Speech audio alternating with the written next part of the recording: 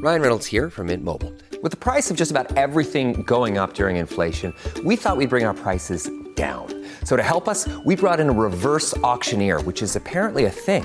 Mint Mobile Unlimited Premium Wireless. How to get 30, 30, bit to get 30, bit to get 20, 20, 20, bit to get 20, 20, bit to get 15, 15, 15, 15, just $15 a month? Sold! Give it a try at mintmobile.com/switch. $45 up front for 3 months plus taxes and fees. Promo rate for new customers for limited time. Unlimited more than 40 gigabytes per month. Slows full terms at mintmobile.com. Hi, I'm Dr. Lori Watson and the co-host of Foreplay. I'm your co-host, George Fowler, former firefighter, your couples therapist who loves to talk about sex. Woo! Let's discuss everything about the best sexual techniques to building your emotional intimacy, which is really necessary for great sex. We bring sound, concrete tools to reframe your relationship problems and learn how to fall in love again and feel desire. Listen to Foreplay Radio on the iHeart app, on Apple Podcasts, or wherever you get your podcasts. Hey everybody, thank you for listening to Marriage Therapy Radio. I'm Zach Brittle. I'm here with Laura Heck. I made the mistake this last week of reading through some of our iTunes reviews. Most of them are positive. Thank you for that.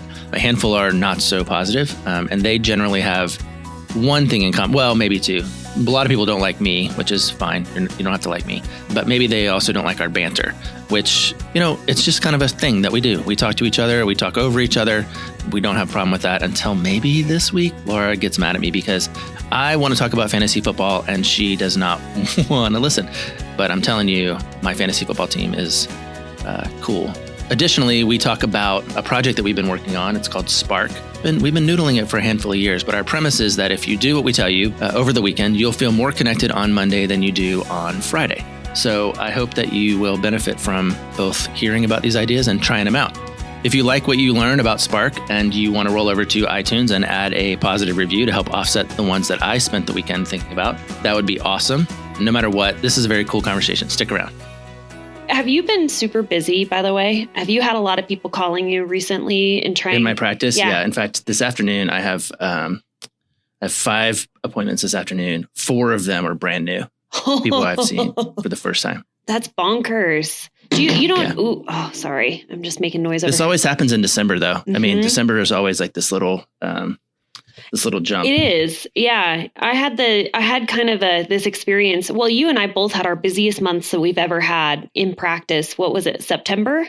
Is that Mine was September. September. Yeah. Or maybe mine was, it was August. And then you said my September is, shaping up to be the busiest it's ever been. Yeah. September was my busiest month ever. Yeah. And I think what happened was I kind of hit a little bit of a low because a lot of my clients that I've been working with, they graduated. And so that's really great. Mm-hmm. That makes room for new clients. And it was getting to the point where I was like, things are finally starting to slow down. And then everybody is coming out of the woodwork and making appointments. And I'm just really glad I have availability. Have you been hearing from people when they call you like, I'm calling all over and I can't get into anybody and you were my last hope? Just kidding. I hear that some. Here's the other thing. I don't quite understand the idea of being full because I don't run my practice that way. Like if I have an appointment available this week, I'll let you have it. And if I have an appointment available in 3 weeks, I'll say I have an appointment available in 3 weeks. Yeah. But I don't do the full thing. Like somehow I only have 15 couples or whatever. Oh, well, I mean, I think I got to the place where I was kind of like, I don't think I should take on any new clients because it's not fair. If people are trying to get into your practice and they're existing clients and they can't get in for 3 weeks and you said, I want to see you next week, that's not fair to them. That would mean you're full if you can't. Oh, that doesn't matter to me at all. Fair is not a thing. If you want to get in, you make time to get in. Well, they are making time. You as a therapist. Book your appointments, book 7 appointments in a row in advance. Yeah. That's what I told some new clients. If you're going to go week over week, then you got to be available. You got to take what availability is available. I said it's not really first come, first serve, but I was like, you gotta fight for it. Get in there, book your clients. Anyway. Okay. So, I want to talk about fantasy football. Yes, Zach. This is very important because tell me our mutual friend. Nice job. He may or may not listen to this podcast, but I need him to understand something very specific. Okay. The Golden Donuts. That's my team, right? Nice. Yeah. Okay. So the Golden Donuts were 0-4. It started the season 0-4. Right. And I was like, oh man, my team's terrible. Yeah.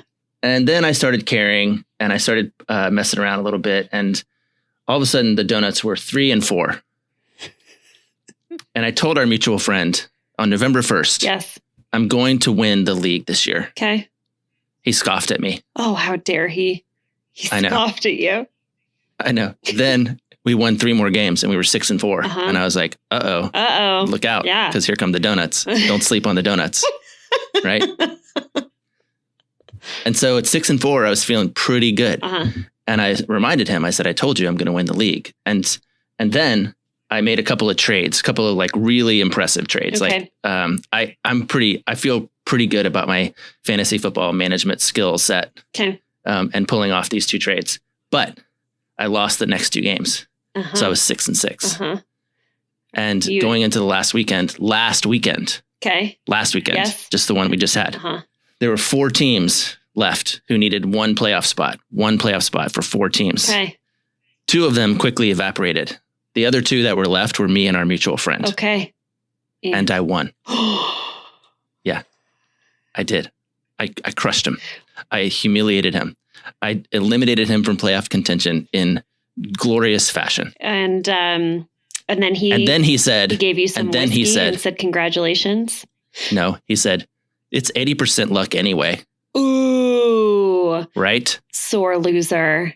I know. Sore loser I know. mutual friend. But I finished the season 7-6, made the playoffs, Okay. which start this weekend. All right. And I am going to win the league. Okay. And We're all I'm on going the to- edge of our seats, Zach. We can't I'm just wait saying for the it's update. very important. Okay. Yeah. That I clarify that it's not luck. It's a skill that I have managing a fantasy do. football team. You really do. Hey, we need to talk about something else. What? Can we pump the brakes just for a second and say that we've just been bullshitting about something that nobody cares about? People care. They don't People care about they the don't. donuts. They don't. No, they do. I'm telling you, there's somebody out there. No. There's at least one person out there who's deeply invested in the donuts. No. You know what else I want to talk about? What? This book, Come As You Are by Emily Nagoski. Are you reading it, Zach? I'm listening to it, which I actually think is the way that you should consume it. I agree. Because she reads it and she's brilliant. Yes. Thank you so much for getting on board. I'm really excited about our Breakfast Club. Breakfast Club. Oh, yeah, that's a good name. I like Breakfast that one. Club. Let's call it Breakfast Club. I'm going to write that one down. No, I think if you're on the fence about whether or not to read this book, A, you should read it. Right. B, you should if you're on the listen to fence it. about whether or not you should join us on December 30th for Breakfast Club, Right. You should. You should. Because it's going to be fun. Yeah. And I'm going to actually have things to say about it. So Thank you that's so gonna be much. cool. Thank you so much. You're welcome. You're welcome. Here's something else I wanted to say. Did you see what I did there? It was a nice pivot and it was a really good mini commercial. Okay, but here's what I want to talk about. I've been listening to the summit. So this was the Are We Roommates Summit, and it's super interesting because it's like every single person. I always love hearing kind of like how people. It's like as therapists, we never get to hear behind closed doors what other therapists are doing or what they're saying. Mm-hmm. And it's really fascinating to hear all of these different points of view from people who are like coaches, podcasters, authors. Laura Doyle wrote a book called The Surrendered Wife, and she's part of the summit. And everybody's answering the same question of, if you're in roommate syndrome, what does it look like? And what are you going to do in the next 30 days? And I really have been digging on it. And here's the cool part that I learned. Even though the summit is happening like current day right now, it ends on the 11th.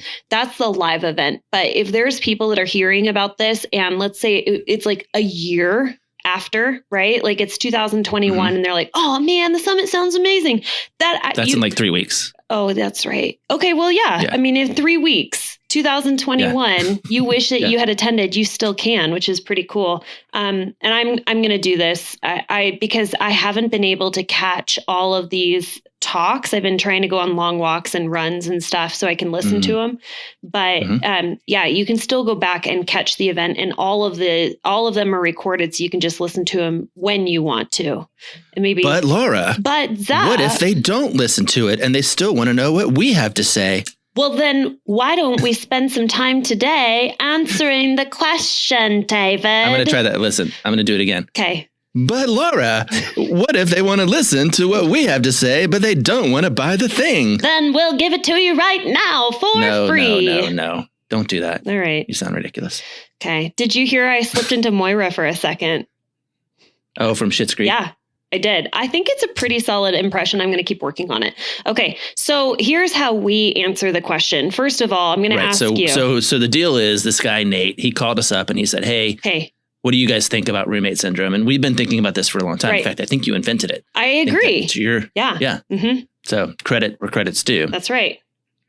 Thank you. And then we started to like noodle it a little bit. And we actually, I guess it was maybe 3 years ago. It was a while. Came up with this thing that I wrote about in my book. Mm-hmm. And then gave me because lots I wanted of to credit. plagiarize You gave me a lot of credit in your book, which I appreciated.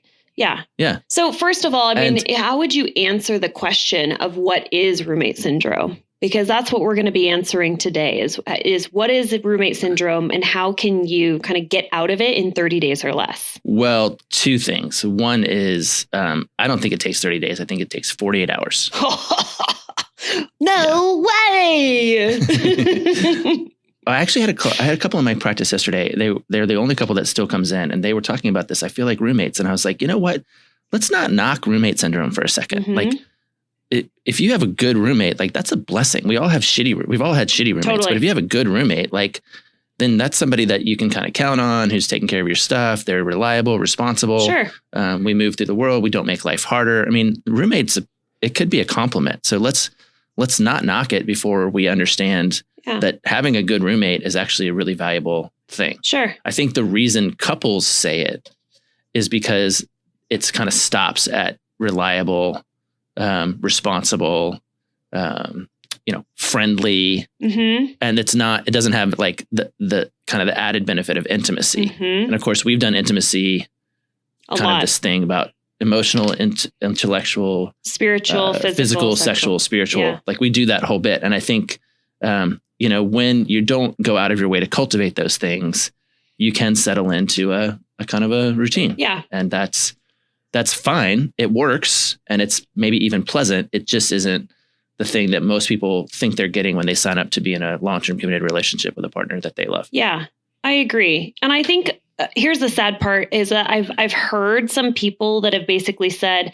but isn't this inevitable? Like, isn't this where you land when you've been together for a while? Like, isn't this the natural progression of the relationship is to just sort of like you use the word like settle into roommate syndrome where there's a lack of intimacy, but there's a high degree of closeness and comfort and reliability. And, we've talked about like, kind of having balance in your relationship, like where the pendulum swings. And I think the pendulum has swung all the way to the other side of like predictability and comfort, which we need, but it has swung away from spontaneity, excitement, novelty. And so my hope with walking you all through our model of Spark is to help you to understand that it doesn't take much for you to chip away over 48 hours of helping to get some momentum behind your pendulum swinging further away from the predictability and comfort and coming and settling a little bit closer toward the middle so that you are reaching more into that novelty and that area of intimacy that's been lacking for a while.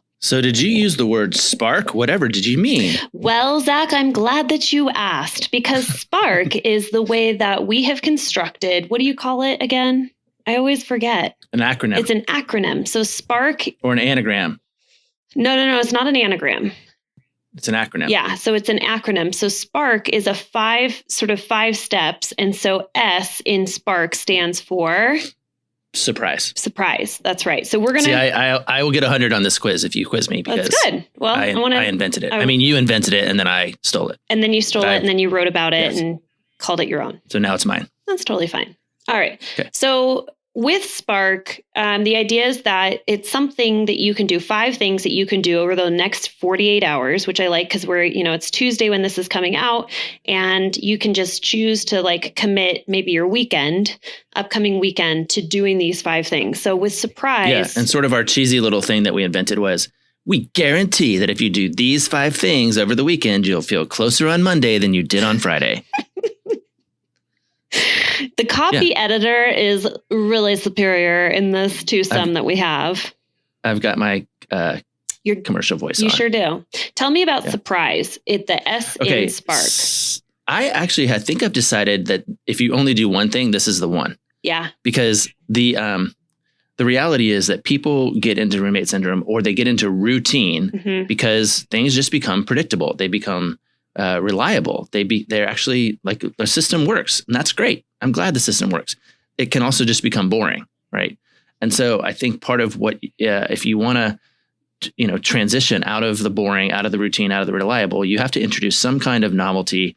And I think you do that through surprise. And I think when I hear so many people go, oh gosh, I can't, I'm so bad at surprises. I'm like, no, you're not. Honestly, surprises do anything your partner doesn't expect you to do. Anything at all.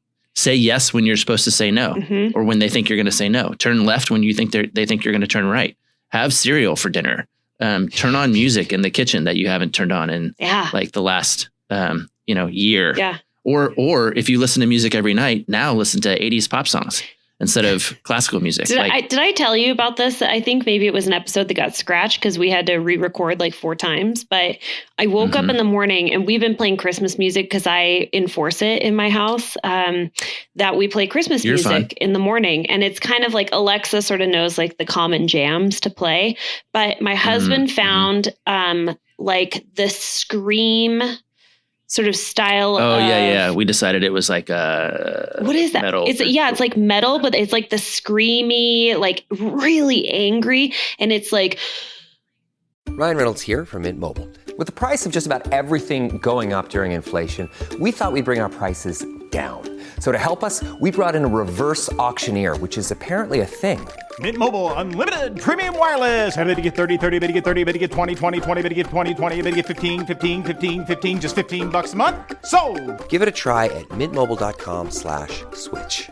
$45 up front for 3 months plus taxes and fees. Promo rate for new customers for limited time. Unlimited more than 40 gigabytes per month slows. Full terms at mintmobile.com.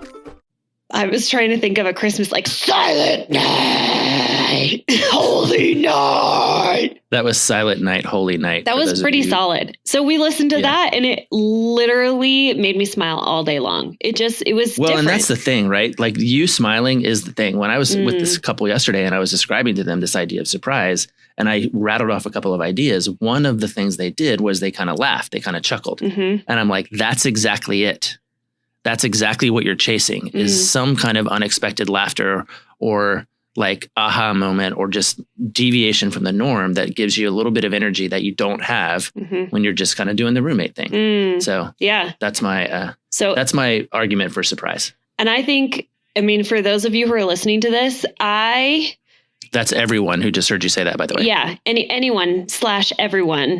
Those of you who are listening to this, as opposed to those of you who are not listening to this, I challenge you did not hear me say that, to sleep on the other side of the bed tonight. Just start by crawling into bed and sleep on the other side. Just climb into the wrong side of the bed. Yeah. And then like, if you normally wear clothing to bed, like don't wear anything at all to bed. Your partner's going to be so confused. It's going to be one of those moments where they're like, did I miss something? And I think that's really fun. Like throw a wrench into the system. Yeah. I'm completely disoriented when I'm on the wrong side of the bed. I don't mind it. Completely. Right. Like we sleep on a certain side of the bed so that when we roll over, we roll to our sides so we're not facing each other and breathing on one another all night long. And anyway. Okay. So S in Spark is surprise. We're going to go on to P. P is for play. Yes. And I think play has to be considered against its opposite, which is work.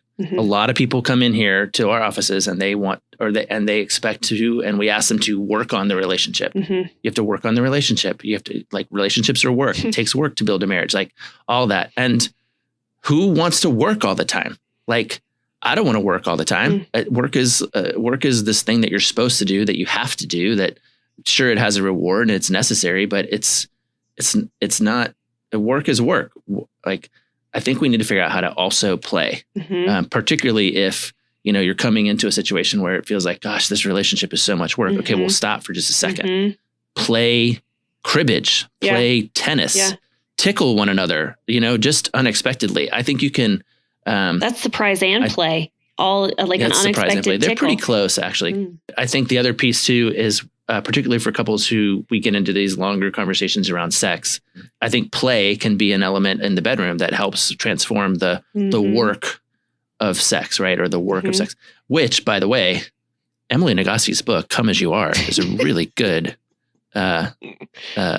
text for considering all the different ways that you might introduce play into your sexuality. Particularly if you're a woman. Have I ever told you this story about like one of my most memorable New Year's I've ever had my entire life? This might be the only memorable New Year's, to be honest, is this was before Ryan and I were married. And because you blacked out at all the other ones. Exactly. This is the only New Year's I remember. I ever remembered. Yeah. So I rented a house at Cannon Beach. So it was right on the water with, I don't know, maybe like 5 or 6 other couples. And we were all kind of in our late 20s and we hadn't had children yet. And so we were still kind of rowdy. And we got into this big house and we decided to turn off all the lights and play sardines. Have you ever played sardines before? I have. Okay, so for all of you who are listening that don't know what sardines is, it's kind of the opposite of hide and go seek. So what happens is one person hides while all of you go and seek that one person. And so I want you to imagine we're in this big house, all the lights are off, none of us are familiar with the nooks and crannies. I mean, it's pitch black. And so we're feeling around on the walls and we're opening closets. And the moment you find a person, you're supposed to hide with them. So if I'm hiding in like the downstairs closet and somebody finds me, they wait for like the group to pass because everybody's searching, and then they sneakily hide in with you. And you play until there's one person left that is still seeking. Meanwhile, all the rest of you are packed into this little closet like sardines. And I have so much joy just recalling this one time in my life because it was so fun. And I don't think I have played like a childhood game. But what this reminds me of is with couples that are listening, they're like, well, I don't really know how to play. Like I play with my kids and I play with my partner in the presence of my partner. Like we'll go to the park or we'll play games with our kids, but I don't know how to play is, like start a list. Like, what were your favorite things to do when you were a kid? Did you love to roller skate? I love this, by the way, because ice skating is sort of opening back up. And ice skating is like a way to play. And, like my husband and I, one year, we put my son into daycare at like the rec center. And then we went out and we had a high dive contest. And I'm terrified of like heights, but it was so fun. But I like that as a way to try and bring some play into the relationship is think of all the things that you did when you were a kid and how you might be able to do that as an adult. Yeah. Like kick the can or capture the flag. Loved all of those. Hey, it reminds me, this is the other way too. Like you can make really boring and benign things playful. We just got a new router for our Wi-Fi at the house. What did you call it? And, what did you call it? Well, that's the thing, right? Like we had to rename our network. Yeah. And so all 4 of us came up with 4 different names and I put them on a tournament bracket. So like they are like Sweet 16 bracket. So there's 16 total possible names. And we've been like going through and having like little battles. Okay. And whoever wins the battle, their name advances to the next line in the tournament bracket. And so we're down to 8 now. Rebecca has 3 of them. I only have 2. I have 2. Abby has 1 left and Mary has 2. So Rebecca's doing pretty good. But if my fantasy football skills hold, I'm going to come from behind and still win. Okay. Thanks for bringing the fantasy football back up. You're welcome. Okay. It's always fun when your neighbors can see your Wi-Fi. That's the whole reason, right? When somebody comes over, they're like, what's your Wi-Fi name? And you're like, so we have one that's don't tell my Wi-Fi. Wifey. Right. Yeah. Okay. So SP, so surprise play. Now we're on A. Tell me about A. Hold on. Abby's is Pipple McGee's Secret Sex Dungeon. Okay. All right. Yep. Pipple? Pipple McGee's Secret Sex Dungeon. Okay. So that's great. I'm kind of hoping that one loses, but it's too. against one of Rebecca's, and I hate all of Rebecca's because they have to do with Outlander. Oh boy, never mind. Okay. I'm not going to go into Outlander, but we're on to A. Tell me about A. A is ask, and we've talked about this plenty because I feel like I advocate early with almost every single couple that they have to reclaim curiosity in their relationship, which means you got to learn how to ask questions again. We do this instinctively and obsessively when we first meet somebody because we want to know everything about them. Right. And then we learn everything and we feel like, oh, you're going to be a pretty good roommate. I think I'll keep you. Yeah. And then we get into the system and we stop being curious. In fact, we do something more insidious, which is we become certain I already know everything about you. I already know how you're going to act. I already know what you're going to do. I already know what you're going to say. So I'm now operating out of a space of certainty, which actually bottles you up quite a bit. Doesn't give you freedom to grow. Doesn't give you freedom to learn. It doesn't give you freedom to surprise me. And so I think it's really important that, again, if you take just a couple moments out of your weekend to ask a question that you haven't asked in a really long time, and not a question about soccer practice, not a question about the mortgage, not a question about what's for dinner. But I've said it 100 times. My favorite question is, who was your best friend in 4th grade? Right. Like, go hear a story you've never heard before. And it might not benefit you at all. It might just be really fun for your partner to talk about 4th grade. Yeah. Did I tell you? I think I told you this. I just finished a novel last night that I read in middle school. Yeah, you told me. Like I think you might have even told us on the last episode. Yeah. So and for me, and you know what I remembered? I remembered that they made like a Saturday morning cartoon out of it. And so I found it on YouTube. And last night I'm just watching this cartoon that I used to watch like on Saturday morning. Saturday morning, you got up, you made your cereal, you went downstairs, you did not wake your parents up. And you just watch Saturday morning cartoons. Yeah. We do that in our household. The rule is that mommy cannot get out of bed until 9 a.m. And that's not because I want to stay in bed. It's because I disturb all the other, and I like my husband and my son, and I have the honey-do list rearing and ready to go Saturday morning. So the rule isn't for you. The rule isn't let mom sleep till 9. No, the rule is mommy, stay the fuck in bed. Because if you wake up, I have to start going to work, and I don't want to do any work 100%. Before 9 o'clock on Saturday morning. Yes. And so when it's like 8:30 and I'm like getting really super twitchy and itchy because I'm ready to go, Holden is like, mommy, get back in bed. Anyway. Can I tell you what an old person I am right now? Look at this. This is my pill container. Yeah. Yeah. What does it say? What does it say? If there's Thursday. Yeah. It says Thursday. And I got my little morning. Are you taking? But morning. Those look like vitamins, not pills. They're both. They're made. Yeah, they're lots of things. I can't wait to continue to grow old with you, especially since you're going to give out faster than I am, and just poke fun at you. And then 10 years later, be like, man, I'm really sorry I poked fun at you and all your old manacies. All right. When I finish my Ironman triathlon. Hey, I know that my treadmill is going to be here before Christmas, and I can't tell you how excited I am. You guys are all on Operation Get Rid of the Cottage Cheese, and I'm so excited. Your orange juice, by the way, is all stuck in your mustache, and I can't even handle it. Oh, it makes me want to vomit. Wipe. It's not orange juice. It's a smoothie. Okay. That was even worse. All right. SPAR.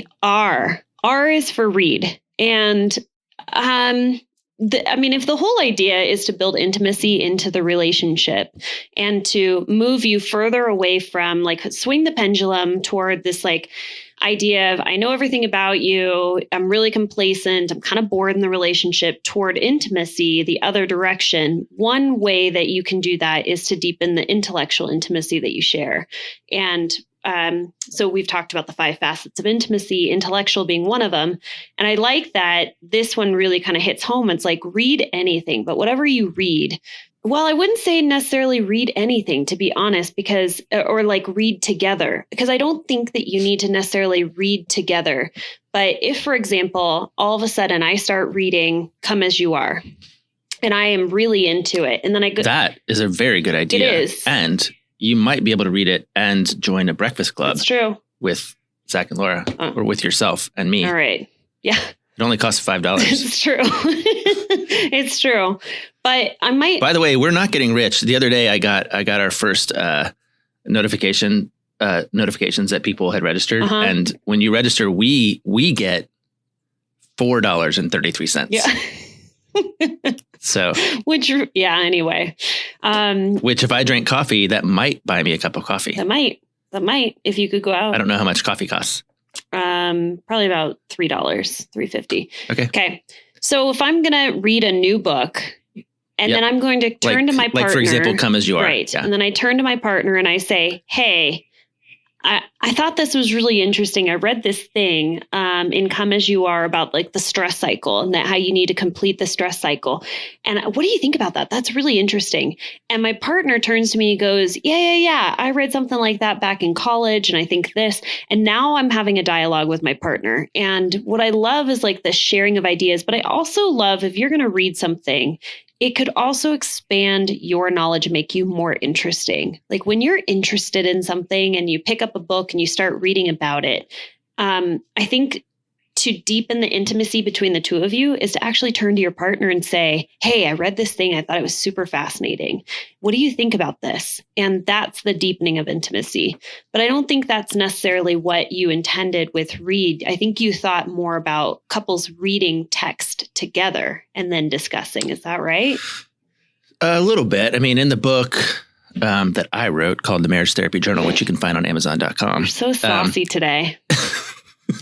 I did list a whole bunch of books that I think are important for couples to read or people to read, particularly if they're interested in becoming smarter about relationships. But I actually think that it's that phrase exactly that I think is the heart of read, which is get smarter. In fact, my new theory with couples in general is I think your task, particularly in couples therapy, is to get smarter, to get smarter about why you behave the way you do, why you act, like what your partner's motivations are, triggers, whatever else. I think when you can take on a posture of let's get smarter, it's a little bit different than let's resolve this or let's fix this or let's fix you. And I don't really care. I mean, I think read could be anything complex, like read a relationship book together. But gosh, you could go read a blog about the coolest jewel heists in history and just be like, hey, I'd love to just compare notes with you about this sort of stuff. Incidentally, I have a list of questions that I love, and I think I probably have 4 that are like my top 4 questions of all time. One of them being, well, who's your best friend in 4th grade? Right. But I think the other one is, what do you think? Yeah.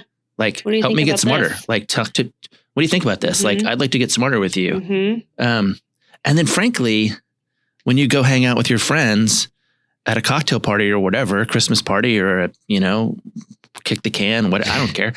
And you start talking about, what we did? We totally spent last weekend talking about jewel heists.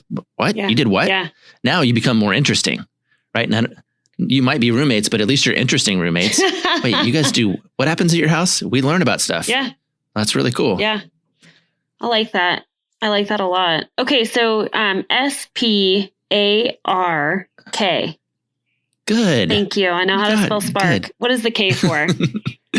K is for kiss. And I think this is where you absolutely do deviate from your standard roommate situation, right? Like, I suppose there are roommate situations that are friends with benefits or whatever. But in this case, it's really about reclaiming some of the romantic or sexually intimate behavior that sometimes falls off the radar when you get caught up in life or kids or whatever. I mean, when you first are dating somebody or you're first coming together, I actually had a couple yesterday tell me that we can't keep our hands off each other. They haven't been together all that long. And that's a really fun place to be, although it definitely atrophies a little bit. And I think when you can just take, and I'll pull on a John Gottman thing here, you can just take 6 seconds to kiss your partner. Yeah. And I advocate for standing up in the kitchen, maybe on a walk or in the car, not in bed, prone on the way to intercourse. Right. But like just kiss for no reason in an unusual place, without any expectation of sex or any, just remember what it's like to be caught up in somebody else's face, and not even just somebody else's face, like your partner's face. Yeah. And enjoy that for a second.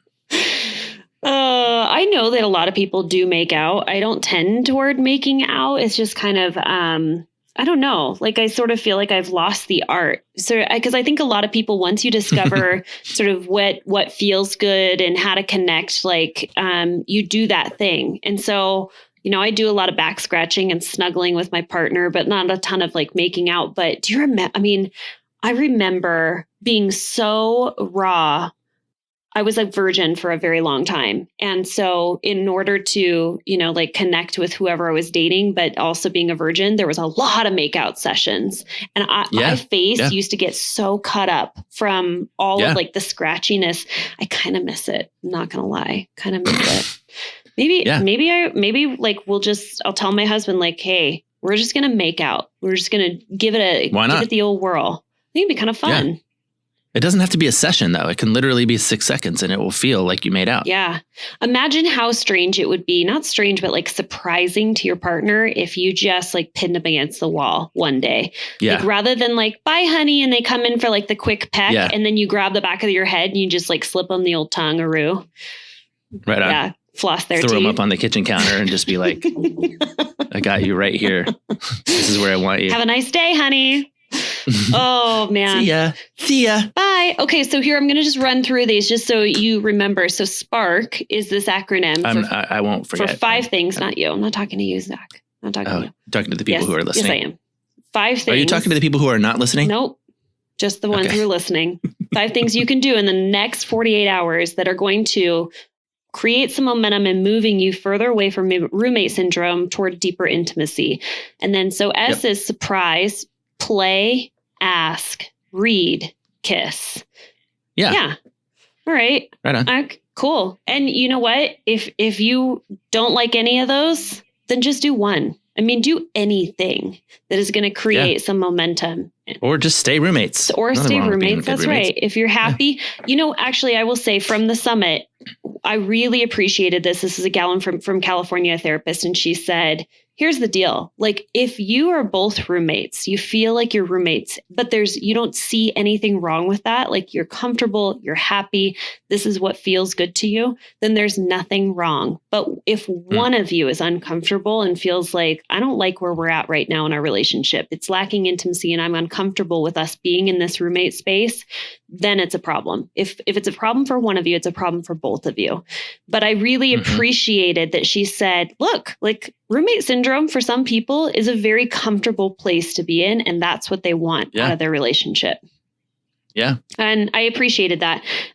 So, I mean, just as a reminder, if you are interested in learning not just from us about roommate syndrome, but you want to hear from 28 other experts, the summit is officially done, the live version of the summit, but you can go back and you can actually get a live recording of all 30 of these experts. And you can find that information on our webpage if you go to Marriage Therapy Radio. But I have really been enjoying, and actually when I hang up with you, I'm going to put my headphones in and continue listening to the experts today. Right on. Right on. Cool. Well, Tata, I wish you luck. What kind of luck? Luck on your fantasy game. No, it's not luck. Oh, I'm so sorry. You're right. It is expert application of strategery. Yeah. Got it. Yes. Yes. Yeah. Hey, let's land this plane. Hey. Bye. Bye. Hey, thanks so much for listening to this episode of Marriage Therapy Radio. And just as a reminder, you can find information about the Are We Roommates Summit on our website. If you go to marriagetherapyradio.com, scroll down just a little bit and you will find information about how to get all of those interviews downloaded so that you can listen and watch them anytime you want. Also, if you are intrigued and do want to join the Breakfast Club, we have an official cool name for it. We will be meeting on December 30th at 9:00 a.m. Pacific Standard Time, and you can register and be sure to pick up a copy of Come As You Are by Emily Nagoski at a local bookstore. Thanks for all of your time and attention in making your relationship better today than it was yesterday.